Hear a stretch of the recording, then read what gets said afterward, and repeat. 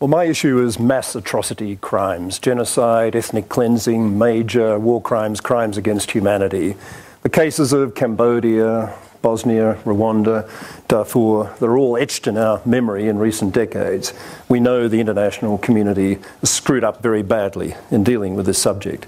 A big breakthrough in global governance was in fact achieved in 2005 when at the UN World Summit there was unanimous agreement on a new conceptual approach to this issue, not in terms of anyone's right to intervene, humanitarian intervention, but rather the new concept of the responsibility to protect. The primary responsibility for stopping atrocity crimes belongs with the sovereign state itself, but when that state is unable or unwilling to so act, then the responsibility shifts to the wider international community to act in whatever way is appropriate to prevent or to stop those atrocity crimes occurring. That was the breakthrough that's been made. The gap that remains is to implement this effectively in practice. And this is a very complex business, and there's 5 specific strategies that we can identify as necessary. The first thing is to get general worldwide acceptance of what are the cases that require this kind of attention and activity. What are the criteria? And here the idea we want to advocate is that of an authoritative, eminent person's watch list doing just that job. The second issue is to ensure that throughout the world there's appropriate civilian capability, diplomatic, civilian administrators, policing in particular, to do some of the jobs that are crucial if you're going to prevent or stop these atrocity crimes occurring. The third, for extreme cases which will require military intervention, Rwanda being the classic example, what can we do to improve standby capability, or better still, create something in the nature of a global UN voluntary standing force, an issue that's been around for a long time. And then what do we do finally to just mobilize the necessary political will, both at the level of governments and also from underneath civil society? Who's got responsibility to do what? Well, we've got things to say about all of that in this proposal. It's complex, but the key players are clearly the UN, the General Assembly, but more particularly the Secretary General and organs within the UN system, the regional organisations, Africa Union, the NATO, OSCE, and of course the European Union.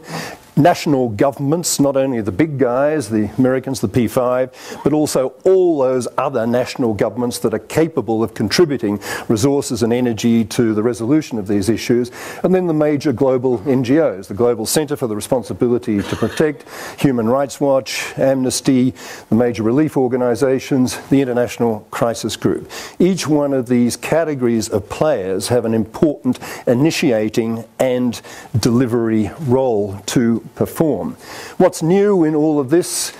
Not a great deal in the sense of the ideas. They've all been around. The problem is to implement them. The idea of sovereignty being something other than conveying immunity and a license to kill, I guess that's a new idea, the responsibility to protect itself. But in terms of the specific policy responses, the idea of a watch list is new and is deliverable, I think, in the short term. The idea of a global police force is relatively new, and that's not deliverable in the short term, that's for sure. But there's a lot of other things that are. Institutional triggering capacity, focal points within national governments, within intergovernmental organisations, to do the early warning, to do the initiation of the decision-making process. We can do much better on that front, and we can do much better in terms of preparing civilian and military standby capabilities so that when these cases arise that do involve intervention, not just military intervention, but other forms of assistance and support as well, often with the cooperation of the governments in question, those resources will in fact be there.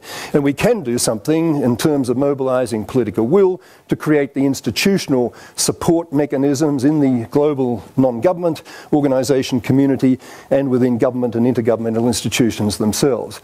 Who has to do what in terms of the ultimate responsibility? The primary responsibility is that of the leadership of the key players that I mentioned, within the UN, within intergovernmental organisations, within national governments, within the key international NGOs that have got effective clout in all these areas. But beyond that, there's a huge support responsibility that is involved. Influential voices in academia, the media, in global policy initiating bodies like the World Economic Forum.